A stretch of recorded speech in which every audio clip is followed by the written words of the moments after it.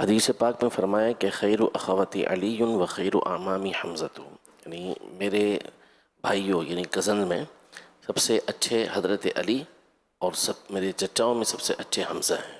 امیر علیہ سنت کی بارگاہ میں عرض ہے، حضرت امیر حمزہ رضی اللہ عنہ کے چند القابات ارشاد فرما دیں۔ شیخ طریقت امیر اہل سنت کی بارگاہ میں عرض ہے کہ سید الشہداء حضرت امیر حمزہ رضی اللہ تعالی عنہ کے چند اوصاف بیان فرما دیں۔ حضرت سیدنا امیر حمزہ رضی اللہ عنہ کے مشہور لقب تو یہ ہے اپنے سید الشہداء، شہیدوں کے سردار۔ ایک آپ کا ہے امیر طیبہ، طیبہ کے سردار، مدینہ کے سردار۔ ایک لقب ہے اسد اللہ ہے و اسد و رسول ہی، کہ اللہ اور اس کے رسول کے شیر حضرت امیر حمزہ رضی اللہ عنہ۔ اور فاعل الخیرات، نیکیوں کی طرف جلدی بڑھنے والے۔ آگے سخی بھی تھے آپ، سخاوت کے تعلق سے بھی کوئی لقب ہے ان کا؟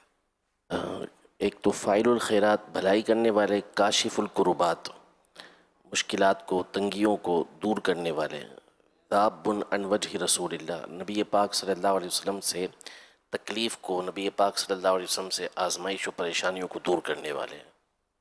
سبحان اللہ۔ اور بھی سوال تھا اس میں؟ آ گئے نا ابھی جو جواب ہوا اس میں وہ سب بھی آ گئے کہ آپ مطلب بھلائیاں کرنے والے تھے، بھلائیوں کی طرف جلدی بڑھنے والے تھے، اور سخاوت میں بھی، صلہ رحمی کی بھی سرکار صلی اللہ علیہ وسلم نے تعریف کی ہے کہ رشتہ داروں سے اچھا سلوک کرنے والے تھے۔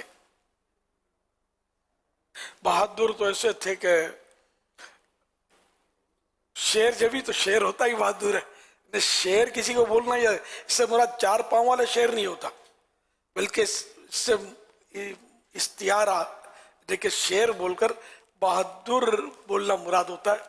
تو یوں مطلب بہادری کی وجہ سے آپ اللہ کے بھی شیر اور رسول کے بھی شیر، ایسا آپ کا لقب ہے۔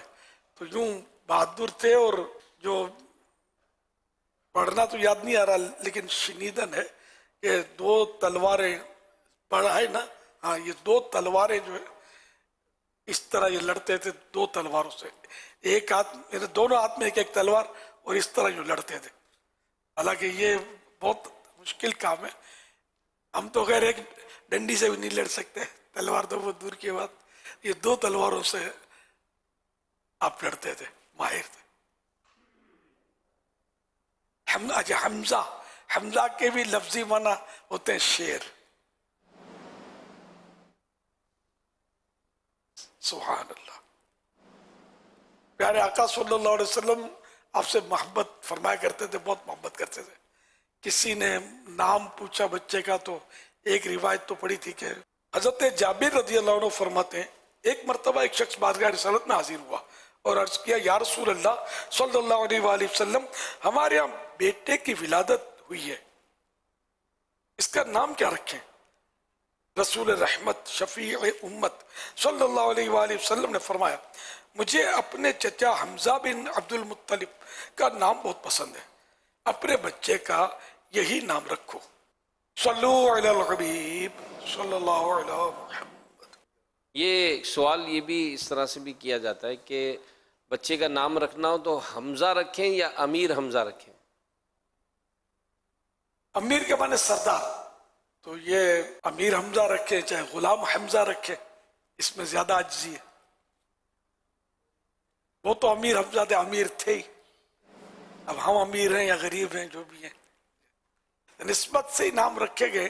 تو حمزہ خود مطلب ہے کہ ظاہر ہے کہ حمزہ کے معنی ہی شیر ہے، ہم بلی میاؤں وغیرہ تو دم دبا کے بھاگ جائے، یہ شیر ایسا نہیں ہوتا، شیر ٹکرا جاتا ہے۔